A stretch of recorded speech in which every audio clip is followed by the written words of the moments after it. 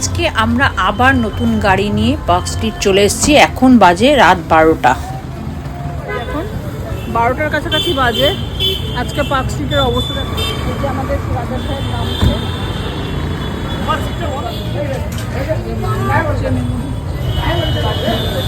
আমরা এখন রাতের ডিনারটা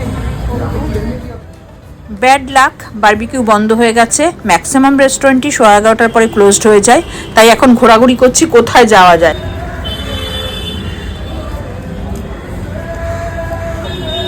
এখন আমরা দাঁড়িয়ে আছি, মোটামুটি সবই ক্লোজড হয়ে গেছে। বারবিকিউ 11:15-এ ক্লোজ, মোকাম্বো ক্লোজড। এখন ওই একটা রাস্তায় আছে, আর যদি পিটার ক্যাট খোলা থাকে তাহলে ওখানে যাবো, নাহলে এখানেই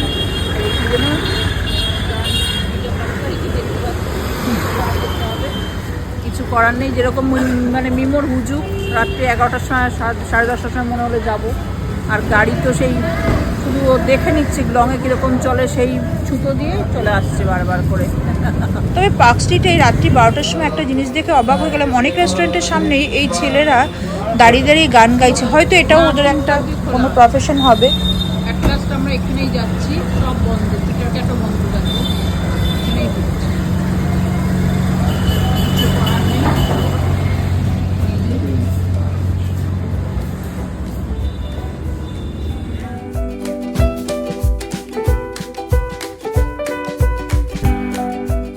যাই হোক, বাইরে থেকে পছন্দ না হলেও রেস্টুরেন্টের ভেতরে ঢুকে কিন্তু আমাদের বেশ ভালো লাগলো, এবং আমরা জানতে পারলাম এখানে চাইনিজ, জাপানিজ, থাই, কন্টিনেন্টাল, ইন্ডিয়ান সব রকম মানে কুইজিনই এখানে পাওয়া যায়। আর খাবারের টেস্টও নাকি ওনারা তো বলছেন খুবই ভালো। আমি খেয়ে কিন্তু তোমাদের অবশ্যই রিভিউটা দেবো।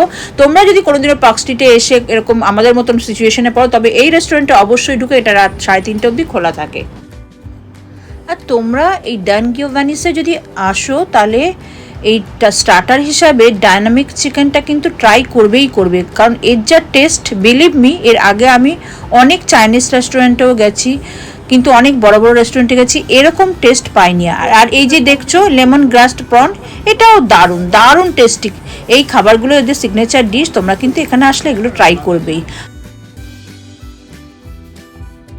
এ তো গেল স্টার্টার, রাত্রি প্রায় 1টা বাজে। এবার মেন কোর্সে চলে গেলাম। সেখানে স্টার ফ্রাইড নুডলস ছিল, যেটা মাম আর ওর বাপি খাবে, আর আমরা হচ্ছে, আমি আর আমার ছেলে হচ্ছে মিক্সড বান রাইস, আর তার সাথে চিকেন লাজানিয়া ছিল। অদ্ভুত টেস্ট, মানে তোমাদের বলে বোঝাতে পারবো না। তোমরা কিন্তু অবশ্যই এই রেস্টুরেন্টে, মানে পার্ক স্ট্রিটে আসলে এই রেস্টুরেন্টটা ট্রাই করো। এটা একদম সেই রাত্রি 3:30 অবধি খোলা থাকে, কোনো ব্যাপার না। আর প্রত্যেকটা খাবারই মানে দারুণ স্বাদ, দেখতেই পাচ্ছ তোমরা। আমরা প্লেট ভরে খাবার নিয়েছি। আর এইটা মেনলি ট্রিটটা ছিল মিমোর বাপির তরফ থেকে। গাড়ি কেনার পরে মিমো আমাদের দিয়েছিল সেই শেরে পাঞ্জাবি ট্রিট, তখন ওর বাপি বাইরে ছিল, আর এইবার হচ্ছে ওর বাপি এখানে ট্রিটটা দিল। মানে দারুণ খেলাম, খুব এনজয় করলাম। এরপরে আরও কিছু বাকি আছে। ডিনার তো আমাদের কমপ্লিট হয়ে গেল, কিন্তু এখন নাকি শুনছি আরও একটা জায়গায় যেতে হবে, জানি না কোথায় যাব। এখনই তো 1টার উপরে বেজে গেছে, দেখা যাক আবার কোথায় নিয়ে যাবে। এবার আইসক্রিম খাওয়ার জন্য এখন বাস্কিন রবিন্সে ঢুকছে। ওদিকে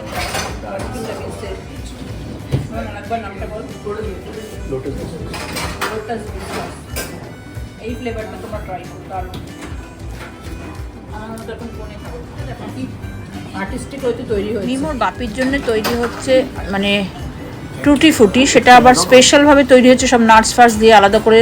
আর আমরা দেখি কোণের মধ্যে নিয়েছি, আমাদের ফ্লেভারগুলো দারুণ খেতে। দেখো, এই গাড়ি কেনার সুবাদে আমরা 2-3বার ট্রিটও পেয়ে গেলাম, বাবার কাছ থেকে, ছেলের কাছ থেকে।